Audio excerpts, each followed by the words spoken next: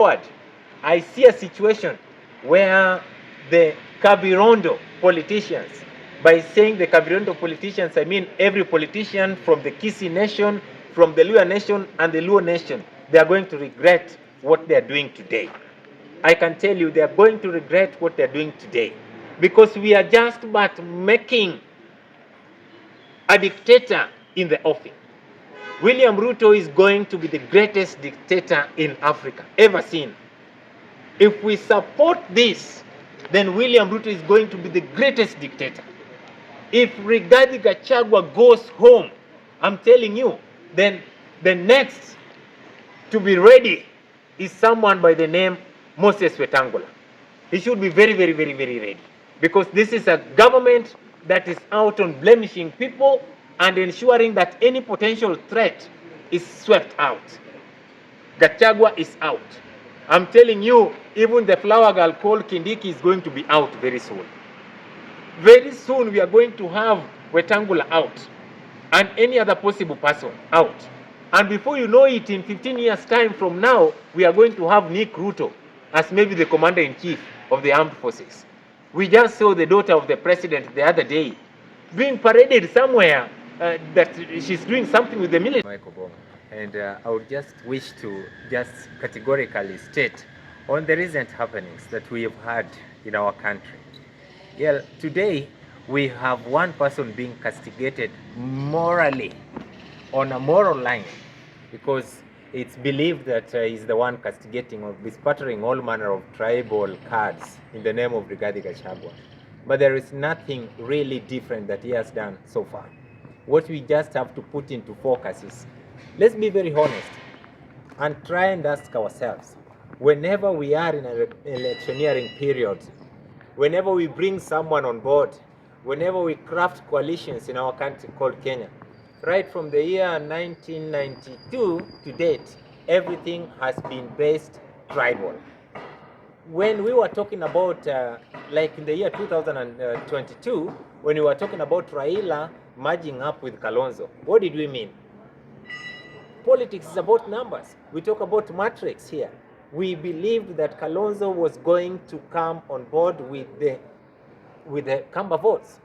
When we talked about Raila Amolo Odinga merging with the Martha Karua, we believed Martha Karua was to come on board with much of the Kikuyu votes. That is what was really necessary. If not, then we would ask a question that right now, if there is a possibility of William Ruto to working with, say, Joho, for example, what did you expect? Can we expect Joho to bring on board the Kisii votes for William Ruto?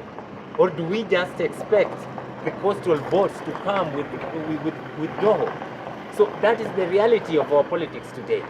We cannot go and impeach someone on the balance of what is called tribalism.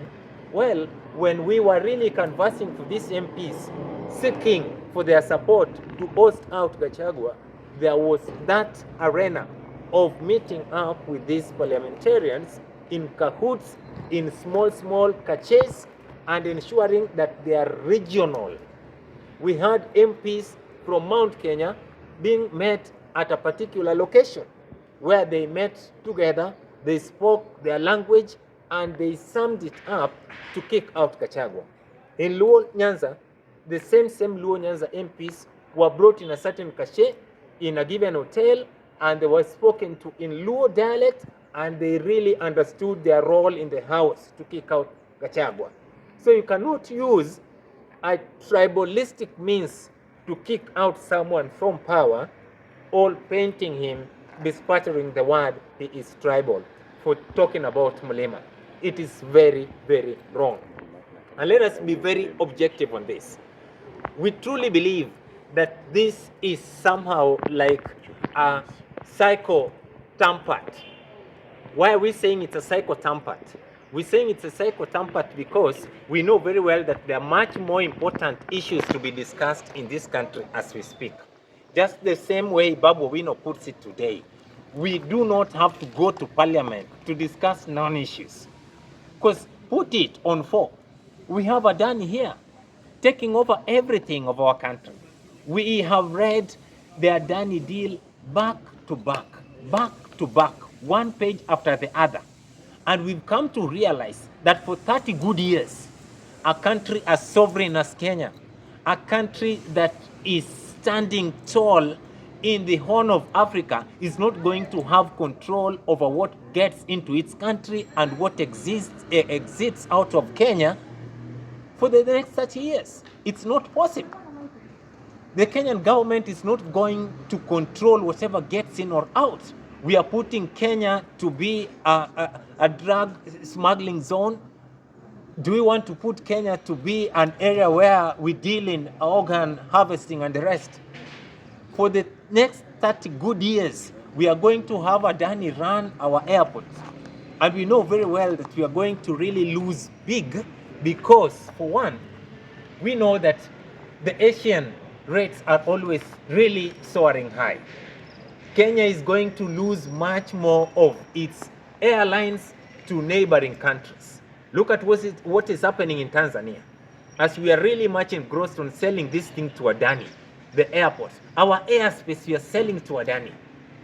A country that is so sovereign, a country that has got the air force to capture and protect its territory, is now today auctioning its entire airport to a foreigner, Adani. How safe are we? How safe is Kenya? And Makio, we are also being told that we are selling off Adani, we are selling off JKIA simply because Kenya cannot raise 250 billion. Well, look at how we could really amass this money and do this thing by ourselves. If today we decide that every budget we allocate 50 billion for the enhancements of JKIA, then in 5 years, 50 by 5, we are able to amass the 250 billion. Why must we go and sell it off?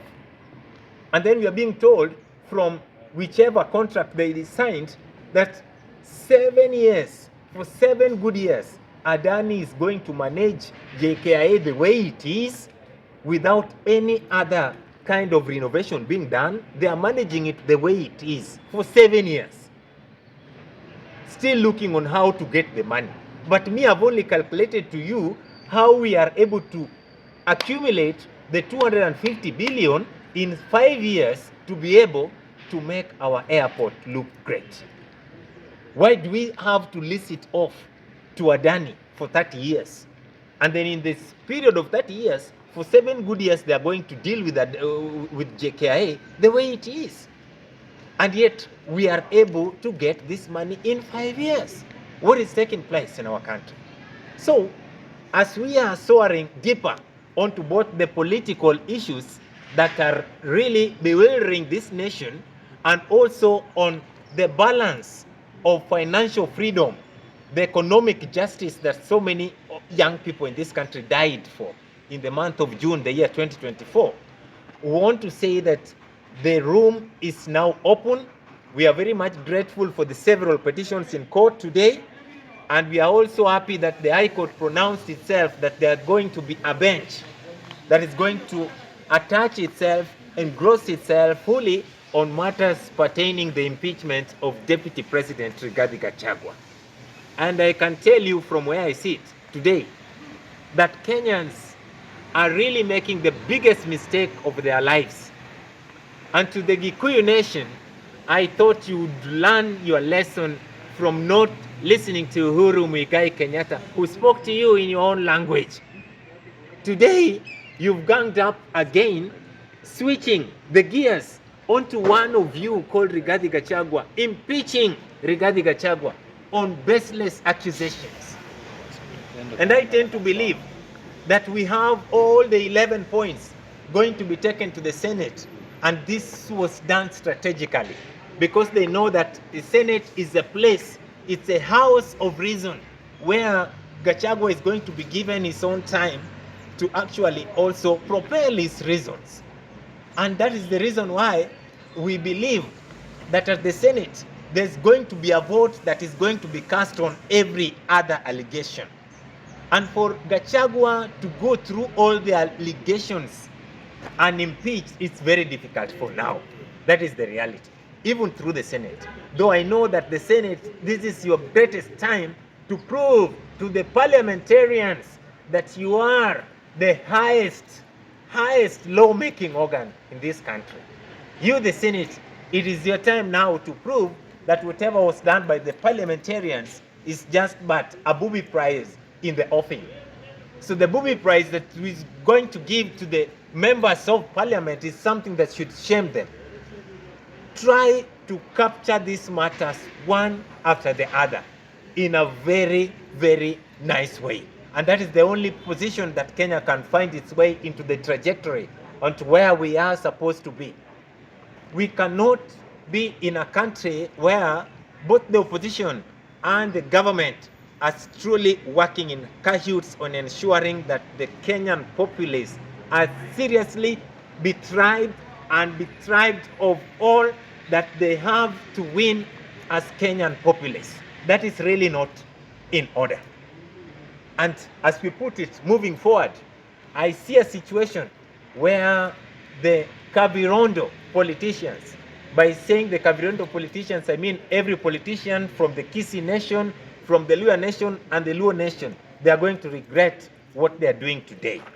I can tell you they are going to regret what they are doing today, because we are just but making a dictator in the offing. William Ruto is going to be the greatest dictator in Africa ever seen. If we support this, then William Ruto is going to be the greatest dictator. If Rigathi Gachagua goes home, I'm telling you, then the next to be ready is someone by the name Moses Wetangula. He should be very, very, very, very ready, because this is a government that is out on blemishing people and ensuring that any potential threat is swept out. Gachagua is out. I'm telling you, even the flower girl called Kindiki is going to be out very soon. Very soon we are going to have Wetangula out and any other possible person out. And before you know it, in 15 years' time from now, we are going to have Nick Ruto as maybe the commander-in-chief of the armed forces. We just saw the daughter of the president the other day being paraded somewhere that she's doing something with the military. That is not a joke. He's only testing waters. Things are coming. It's just in this melee of Gachagua impeachment that we have someone from Rift Valley coming with a proposal that they need 7-year term limit. For what? For what? Everything that is happening in this country is strategic.